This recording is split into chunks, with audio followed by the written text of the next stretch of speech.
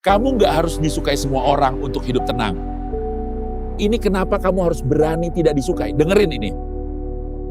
Pernah ngerasa nggak sih, kayaknya kita tuh kejebak sama masa lalu atau dikendaliin sama emosi kita sendiri? Nah, ada satu buku fenomenal dari Jepang, judulnya Berani Tidak Disukai, yang bakal ngebolak-balikin semua keyakinan kita itu. Yuk, kita bedah bareng-bareng gagasan radikal dari psikologi Adlerian yang bener-bener bisa ngubah cara kita ngelihat kebahagiaan dan kebebasan. Nah, kutipan ini pas banget deh. Kalau Marie Kondo itu ngeberesin lemari kita, buku ini ngeberesin jiwa kita.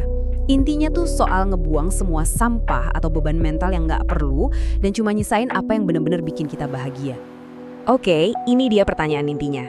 Coba deh renungin bentar. Gimana kalau ternyata ketidakbahagiaanmu itu bukan karena masa lalumu, tapi sesuatu yang kamu pilih sendiri, detik ini juga. Gila kan?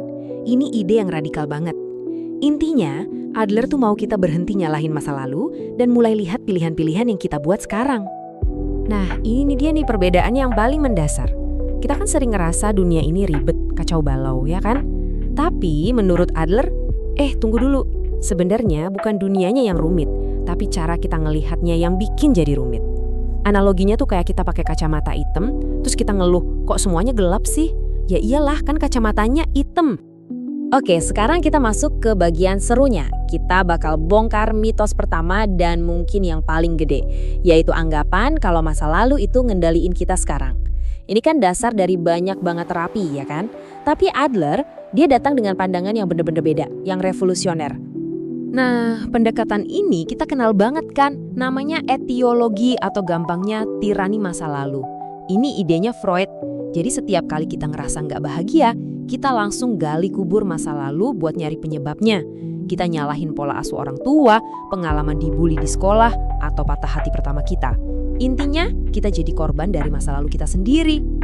Tapi, disinilah Adler ngebalikin meja. Dia bilang, udah lupain soal sebab. Fokusnya itu di tujuan. Ini yang disebut teleologi. Jadi pertanyaannya bukan lagi, kenapa sih ini terjadi sama gue? Tapi, apa tujuan gue dengan ngerasain ini? Atau apa tujuan yang mau gue capai dengan perilaku ini? Wah, ini pergeseran perspektif yang mengubah segalanya. Biar lebih jelas, kita pakai contoh dari bukunya ya. Bayangin ada teman kita yang ngurung diri terus di kamar. Nah, kalau pakai kacamata etiologi, kita bakal mikir, oh, dia nggak bisa keluar kamar karena punya trauma atau kecemasan di masa lalu. Tapi kalau pakai kacamata teleologinya Adler, pertanyaannya jadi beda. Dia menciptakan rasa cemas itu supaya dia nggak perlu keluar kamar. Tujuannya apa? Mungkin biar orang tuanya terus khawatir sama dia. Atau biar dia nggak usah repot-repot ngadepin dunia luar. Jadi dia memakai kecemasan itu sebagai alat. Jadi intinya tuh di sini, seperti kata Adler, nggak ada pengalaman yang sendirinya jadi penyebab sukses atau gagalnya kita. Yang nentuin itu bukan pengalamannya, tapi arti yang kita kasih ke pengalaman itu. Makanya dua orang bisa ngalamin kejadian traumatis yang sama, yang satu hancur, yang satu malah jadi lebih kuat. Jadi kekuatannya itu ada di tangan kita sekarang, bukan di masa lalu. Oke, mitos pertama soal masa lalu udah kita bongkar. Sekarang kita lanjut ke mitos kedua, yaitu soal emosi yang katanya nggak bisa dikendaliin.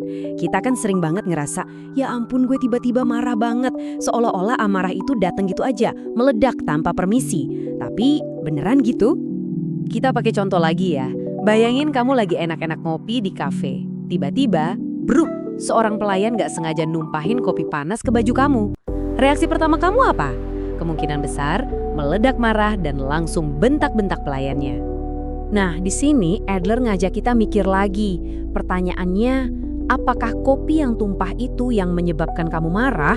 Atau jangan-jangan kamu menggunakan amarah itu untuk mencapai tujuan tertentu? Dan menurut Adler, jawabannya adalah yang kedua. Amarah itu adalah alat.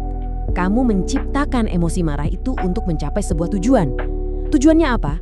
Biar si pelayan cepet-cepet tunduk, minta maaf, dan ngelayanin kamu tanpa banyak ngomong. Karena kalau harus ngejelasin dengan tenang, Mas tolong lain kali hati-hati ya, itu kan butuh energi dan kesabaran. Ngebentak itu lebih cepet.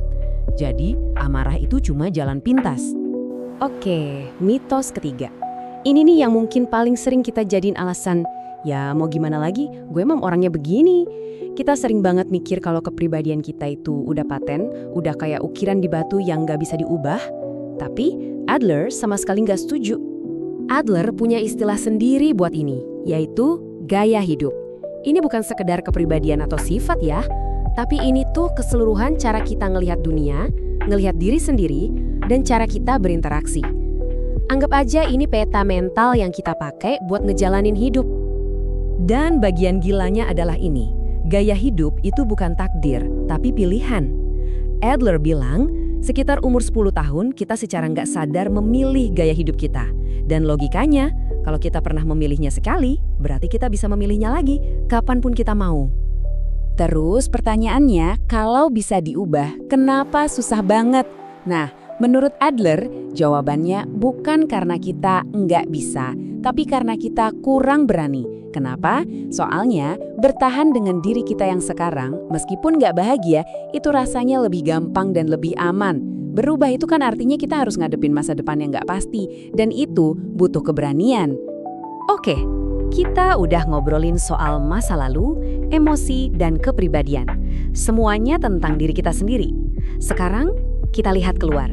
Menurut Adler, apa sih akar dari semua masalah kita? Jawabannya mungkin bakal bikin kamu kaget. Ini dia, menurut Adler, semua persoalan adalah persoalan hubungan interpersonal. Gila kan? Coba deh pikirin, kalau kamu satu-satunya orang di alam semesta ini, apa kamu bakal punya masalah? Nggak akan ada rasa minder, cemas, atau kesepian kan? Semua perasaan itu baru muncul ketika ada orang lain untuk kita bandingkan. Nah, ngomongin soal hubungan sama orang lain, penting banget buat kita bedain dua hal ini. Ada yang namanya perasaan inferior, ini sehat.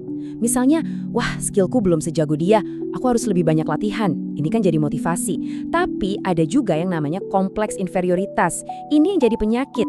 Kita pakai itu sebagai alasan. Ya pantes aku gagal, kan aku nggak sepinter dia.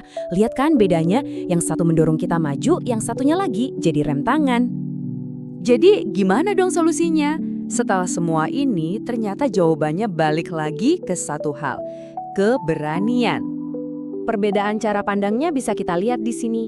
Pandangan yang salah itu ngelihat hidup kayak kompetisi, kayak tangga yang harus kita panjat, kalau perlu sambil nginjek orang lain. Makanya kita selalu insecure.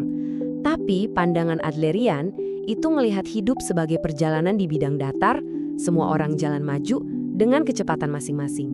Nggak ada kompetisi. Satu-satunya perbandingan yang relevan adalah antara diri kita hari ini dengan diri kita yang kemarin. Pada akhirnya pesan Adler ini benar-benar memberdayakan. Seperti yang dia bilang, yang penting itu bukan kita dilahirkan dengan apa, tapi kita pakai apa yang kita punya itu buat apa. Kita emang nggak bisa milih kartu yang dibagikan ke kita dalam hidup, tapi kita punya kebebasan penuh buat milih cara mainin kartu itu. Fokusnya bukan pada kekurangan, tapi pada bagaimana kita memanfaatkan apa yang kita punya. Dan kita tutup pembahasan ini dengan sebuah pertanyaan yang jadi judul dari bukunya. Coba pikirin deh, berapa banyak energi kita yang habis cuma buat nyenengin orang lain, cuma karena takut diomongin atau nggak disukai. Nah sekarang bayangin, seandainya kamu punya keberanian untuk tidak disukai, untuk benar-benar hidup sesuai nilai-nilaimu sendiri, kira-kira akan seberapa bebas dan seberapa bahagia hidupmu? Coba deh direnungkan. Share video ini jika bermanfaat dan save untuk didengarkan nanti. Jangan lupa subscribe untuk terus update.